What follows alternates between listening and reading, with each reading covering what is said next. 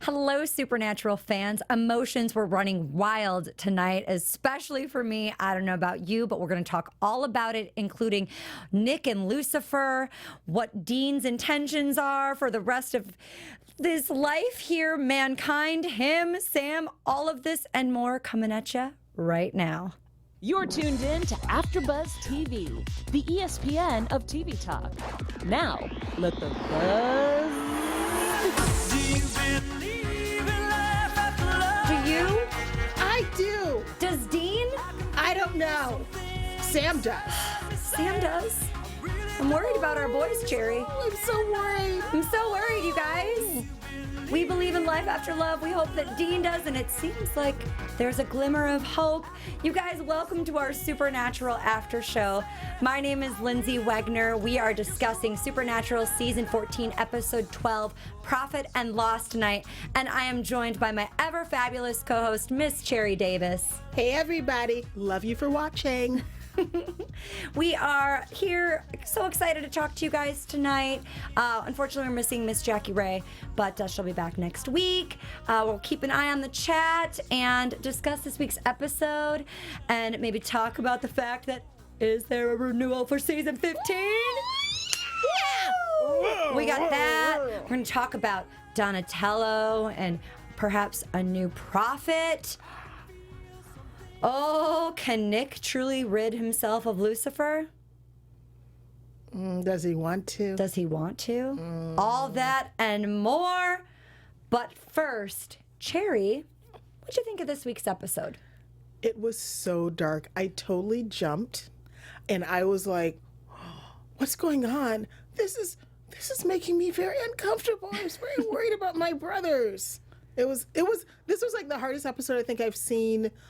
Not only in this season, but any previous season of the 14 years I've been watching. You know, I have to agree with you because there were some really dark and graphic moments. The whole slitting of the wrist and then drowning a person and slitting someone's throat. It was graphic. It was very graphic, very bloody. The opening sequence with him being in the box, in the Malik box. A, I thought it was happening. B, I was like, oh, I don't think this is going to work out very well. It was. I'm not super claustrophobic, but I felt claustrophobic writing it. And the director, Thomas J. Wright, did a great job. But I'm kind of scared of this man. Something in his head is like, ugh. I would just like to say, you guys, last week when we saw the preview for this week, that I said that it was probably a nightmare that Dean was having, and I was correct. You know it, girl. Go Lynds. Very rarely do I predict something and I'm actually like right, but I figured we have way too many episodes left for him to be put into this box right now and like be going after him for the rest of this season. I'm not having it. I'm not having it, Supernatural. We do have a lot of episodes, and Robina in the chat said it was more like a Criminal Minds episode. Very Criminal Minds. Great. Yes. Great comparison. I can't think Very of it. good. Thank you. Thank you, Robina. So the idea of a new prophet coming into play. We know Donatello is in a vegetative state. He's only staying alive right now by machinery. And we see this guy, and he's got this girl being held hostage, and he puts salt into the water and drops her into this, and he's repeating these words, and he slits her wrists and then drowns her. Which is a terrible way to go. And then we get another thing of him with another guy where he slits his throat and you see him. I thought he was going to pull his heart out. I was waiting for that. We later find out that he's carved things into these two victims, and it's Enochian. So we're like, all right, here we go, prophet. I thought they were demons. I kept expecting their eyes to change or something. The hostages, yes, or the hostages, or we find out his name is Tony. Tony. No, Tony. I the way he was speaking, I thought he has something angelistic going on, and I thought the two people he was killing, I thought he was some sort of a hunter, and there was some sort of demon, but their eyes never changed. Nothing ever happened where they weren't human and they were begging for their lives, and I was like, that isn't how demons behave. I was like, oh my gosh, I had no idea. It was quite shocking. Do you think Donatello was talking to him?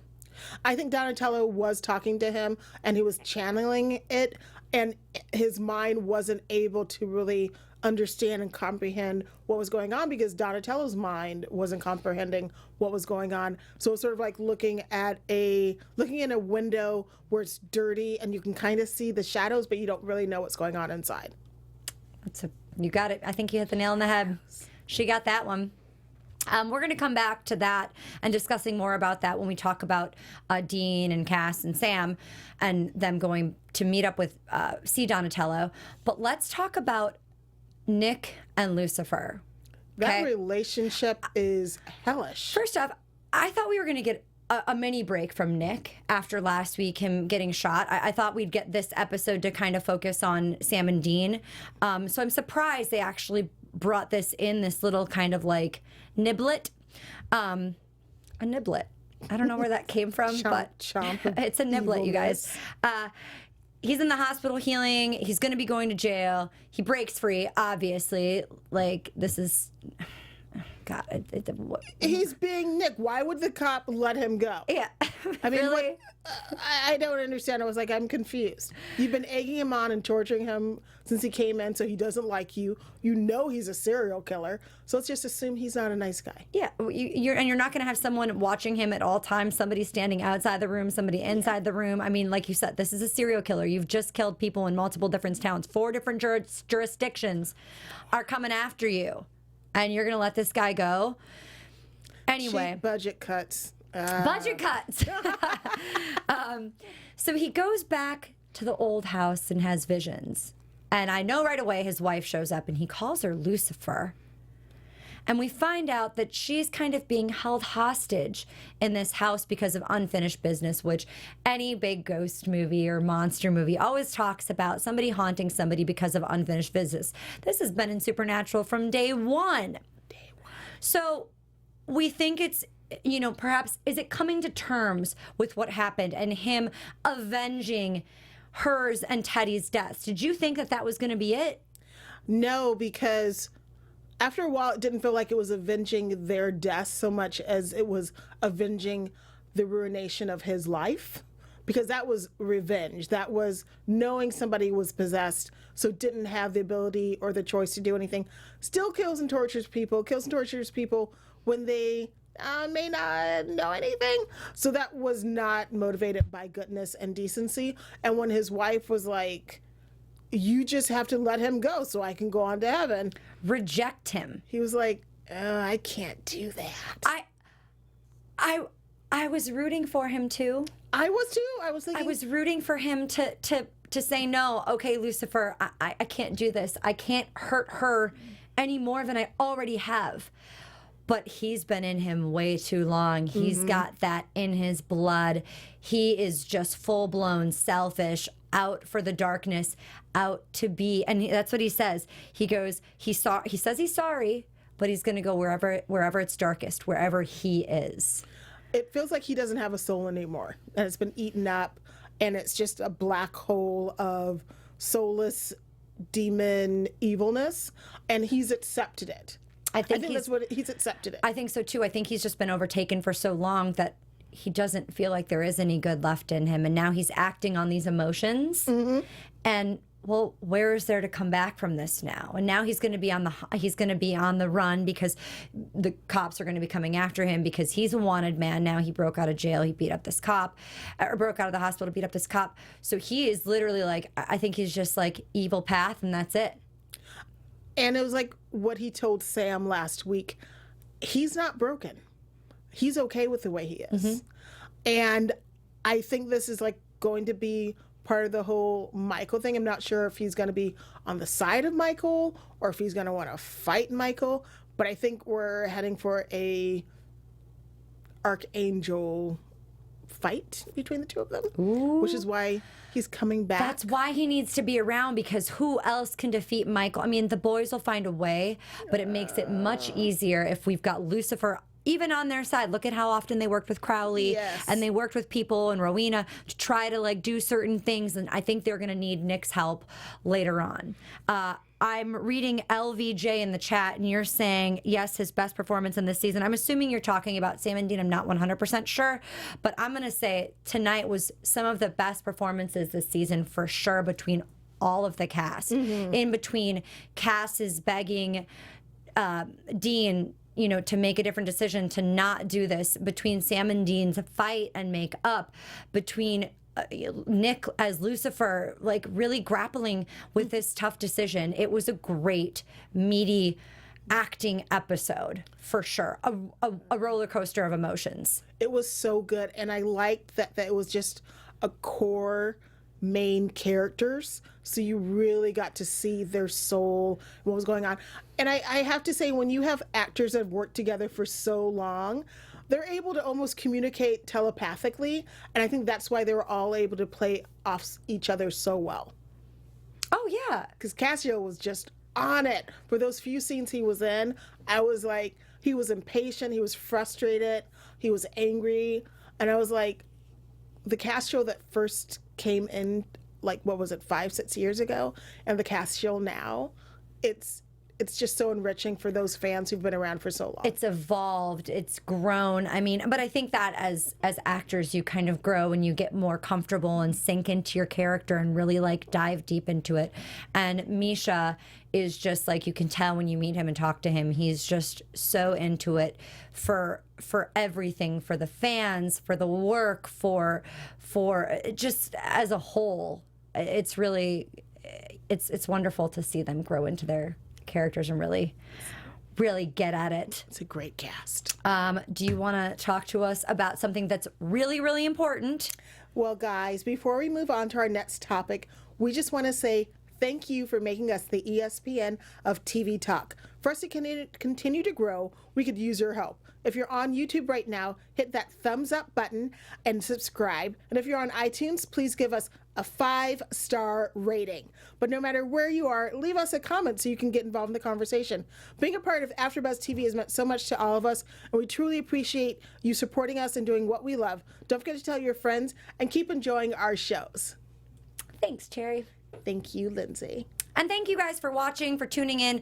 Let us know if you've subscribed. We'll give you a little shout out if you've subscribed or if you've currently subscribed in the last couple of weeks. We thank you so much. Comment and find us on iTunes. Let us know what you think.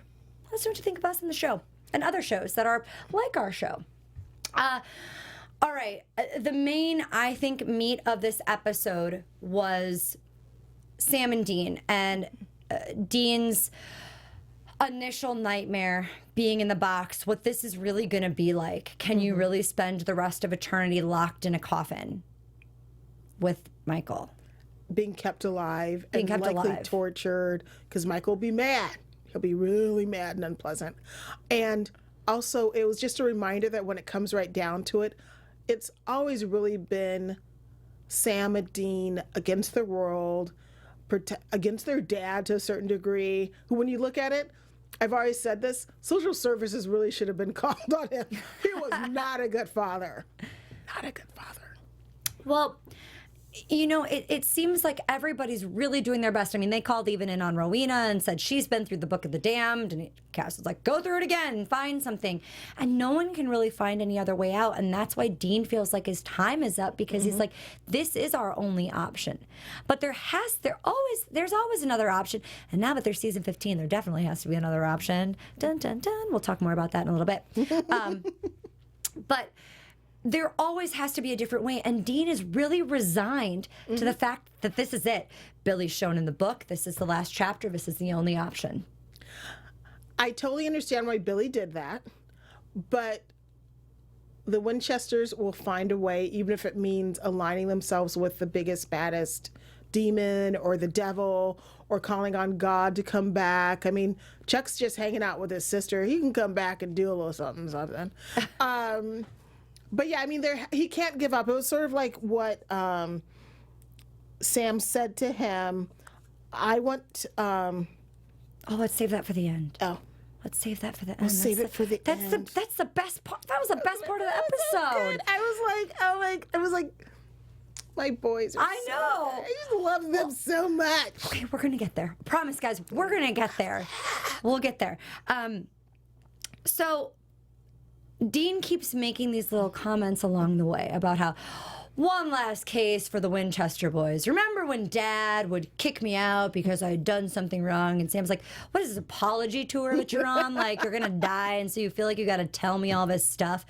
Like, okay, we get it, Dean. We get that you're giving up. You've made it very, very obvious to all of us that this is it. This is the end of it. Okay, we'll do one last case.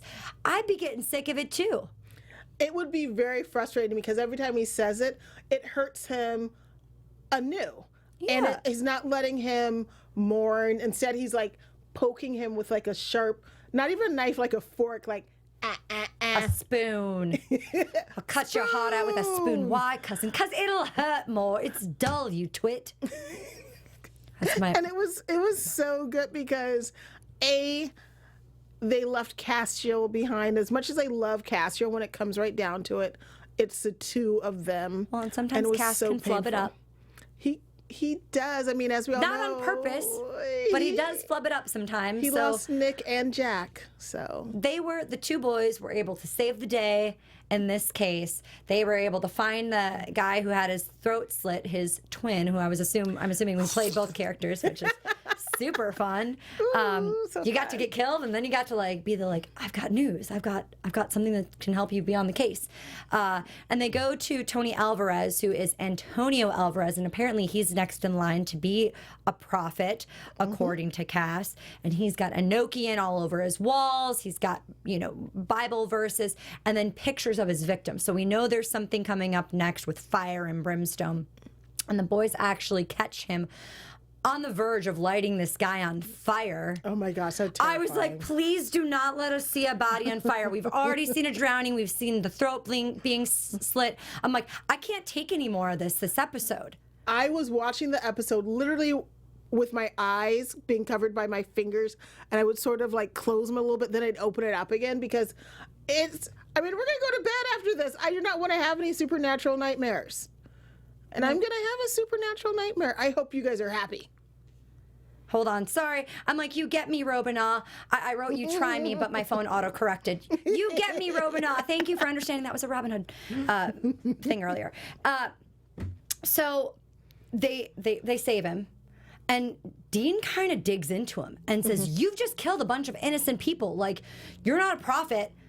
Well, Donatello really was talking to him.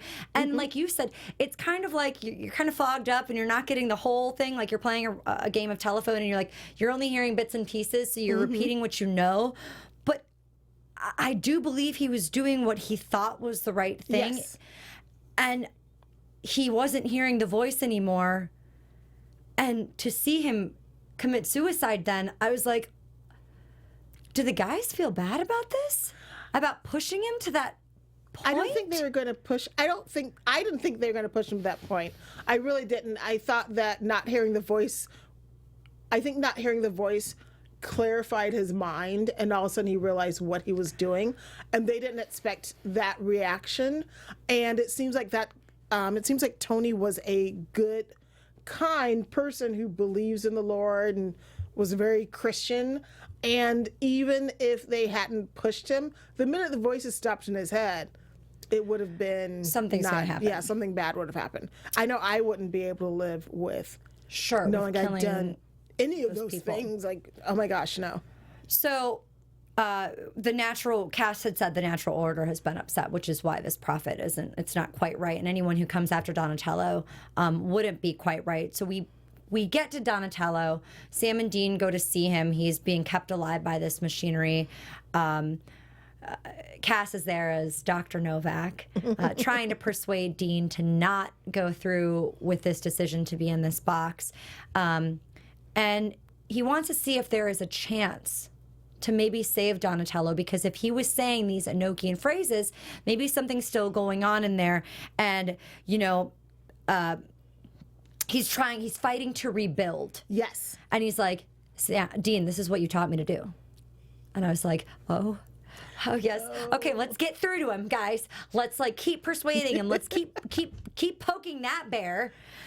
And luckily, they are able to save Donatello. And Donatello may have no soul, but he's awake now without the machines. He's come to. hopefully we can get some more help from him on this front. And the boys kind of start to celebrate, and Dean's like, this is a win. We're ending it on a high. And this is where you can talk about how excited you are. Oh, but can I say one thing? If Donatello can survive without a soul, why can't Jack? Because he's half archangel and half human? But And I'm is that thinking, possible? you know, maybe he could just have a tiny bit of soul after he burns it out a little bit. I don't know. But I'm hoping it'll be okay. But this was so good. It was so... When Cassio came and reminded him of how he changed him, how he influenced him, it kind of like put a little bit of a crack. And then, of course, when him and Sam totally had that blowout fight, which is so not like Sam. Sam does not usually resort to violence like that. This was such that was just like, I was like, oh my gosh. And it was like he was fighting by tears. It was such a man way of reacting to your emotions. Like he was so upset he couldn't even do his normal talking with him. He just went caveman. Yeah. And I was like, watching, I was like, oh my God, no. But he hit those important notes that, you know, how can you throw in the towel? We keep going after the things. He's looked up to him, followed him to hell and back, and now it means nothing? So he's supposed to throw away everything that they stand for, faith and family. They save the world, but now they're not going to check on the rest of it. And Dean says his time is up. It's his final card. And Sam says they'll find another card, and Dean is quitting. And Donatello didn't quit. He never gave up. And Sam believes in Dean. And then out of nowhere just punches him. And I know all of you said, like, this was the best, like, thing. Like, so Ivan Soder saying this was a dream come true. I saw somebody saying this was the best bromance. It was such a great chance for Sam to really get out his feelings and emotions. Like you said, he doesn't necessarily do. He usually is that more calm one where Dean is a little bit, he overreacts and kind of goes on, you know, anger and steam, where Sam is usually a little bit more thought out in it.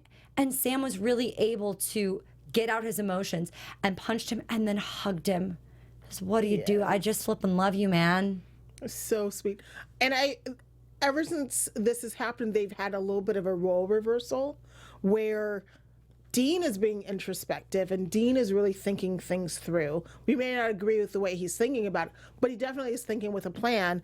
And Sam is more emotional where he's like, I don't know how we'll fix it, but we'll fix it. I don't want you to commit suicide. And I hate to say it, is it really suicide if you kill yourself to keep an archangel from killing and destroying the entire world? I mean, as a Catholic, as a Catholic, you would say Jesus died to save all of us. I mean, so that we could all live here. Yes. So it is hard to say. I mean, if you're sacrificing yourself for the good of mankind, is it suicide for him? Yes, it is suicide. But I think to save all these people, because we know what Michael will do if he gets out. It's the same thing as somebody jumping in. I mean, this is so prevalent nowadays, which is really sad. Somebody jumping in and stopping a mass shooter. Yes. You're literally like, you're taking your life in your own hands, and it is literally suicide for some of these people. But how many other people have you saved? Yes. This was such a deep episode. Even if you're new to the supernatural mythology or the family, watching it, I think, touches on so many emotions that I didn't cry, but like my heart felt like achy. And it felt so like sad because I don't want them to leave us. I don't want him to die. I don't think Sam would be able to function without his brother. I think it would break his heart. And it's nice that their mom is back, but they didn't really grow up with their mom. It's the two of them. And they're sort of like the other sides of a coin. And you can't have a coin with just one side. You have to have both brothers. That's true. Oh. So we get Sam's big moment, and then we get Dean's big moment where he just says, okay, let's go home. Maybe Billy's wrong. And I'm like, wait, what? What? I like rewatched it 5 times and listened to his speech. And I actually quoted it on my Facebook just because I was like, oh my God, these moments. And I didn't say who said what because I wanted to keep it as a teaser just in case anyone was tuning into our show. But Dean believes in Sam. He believes in all of them, and he'll keep believing until he can't. But if the time comes and the end is near, Sam has to let him go. Yes. And he makes him promise that, look, if we have literally done everything in our power and there is no other option, you have to let him do it. And Sam agrees. I mean, I don't know if that really is going to happen. Oh. But at least we see the boys ride off into the distance together. That would be a tough thing to do. But when it comes right down to it, they save the world no matter what. No matter what they have to give up, no matter what goes on. I almost think that they would both throw themselves into the Malik box because they don't want to leave each other. No. Go in there together? Together forever. Oof. Oh, that'd be sad. I feel like with season 15, that's just not possible anymore. Like we don't have to worry about this box anymore. Like they're going to be alive, guys. There's a whole other season. They can't just do a season without one of the guys. It's impossible. Impossible. But that was the episode. It ended on a high note, just like Donatello coming back ends on a high note. They found that they killed the prophet that was killing people. It ends on a high note, a really emotional roller coaster of an episode. I know somebody had said that it wasn't as bloody as Bloody Mary in season 1.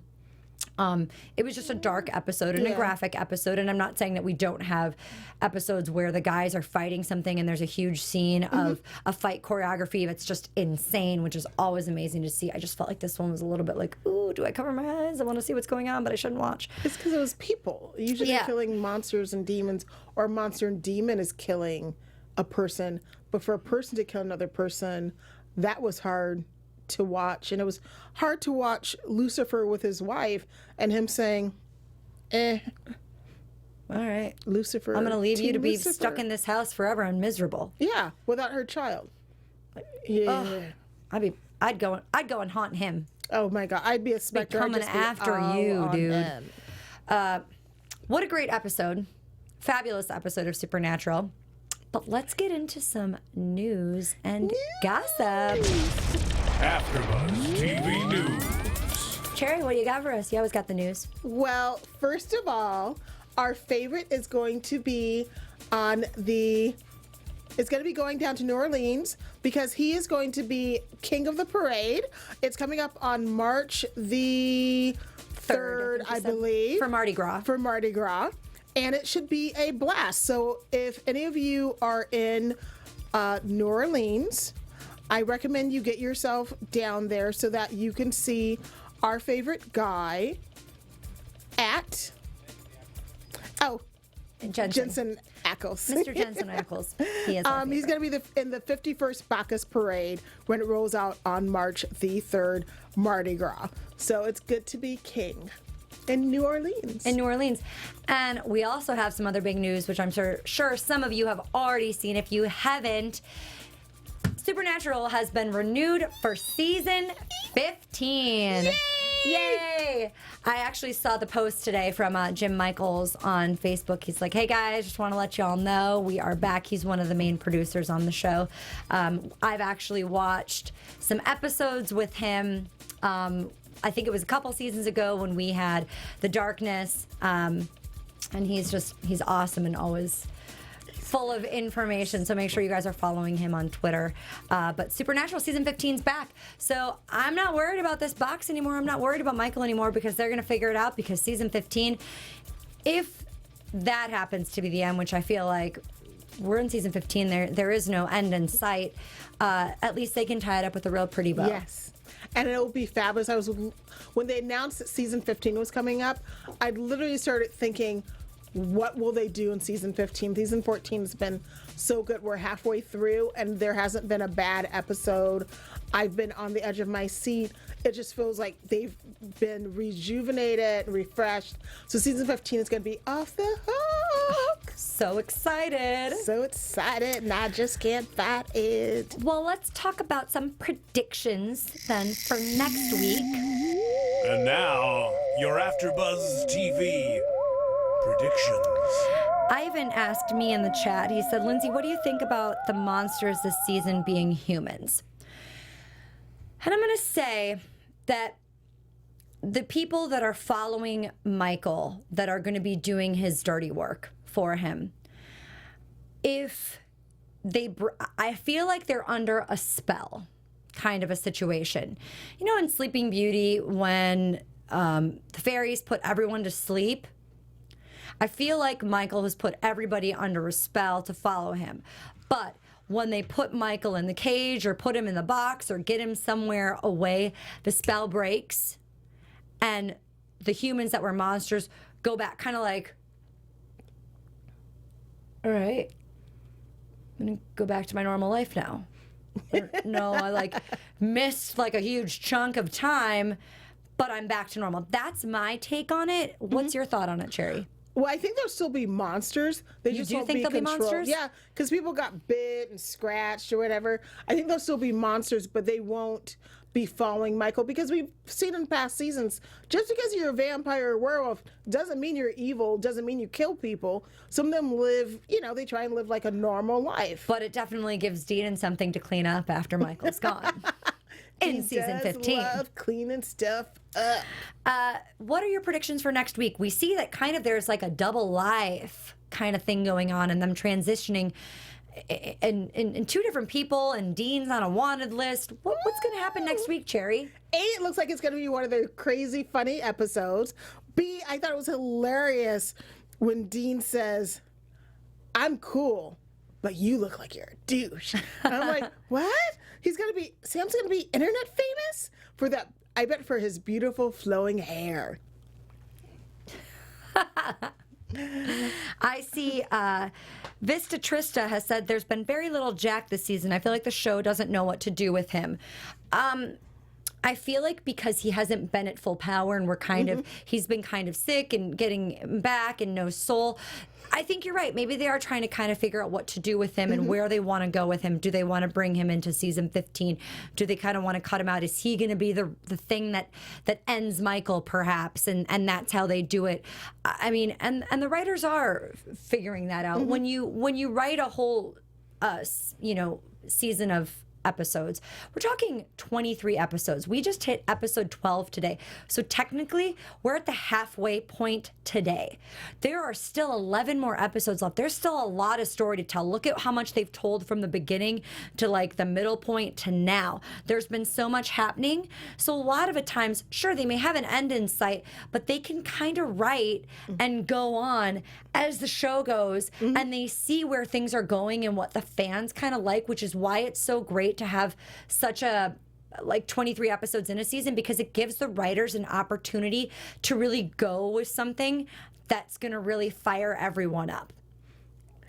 I'm fired up. I can't figure out what they're going to do with Jack, because he is a fairly new character, but he's integrated so well with the cast, and he's given us other insight of how the brothers react, because they'll never probably have children, and he's their child, sort of.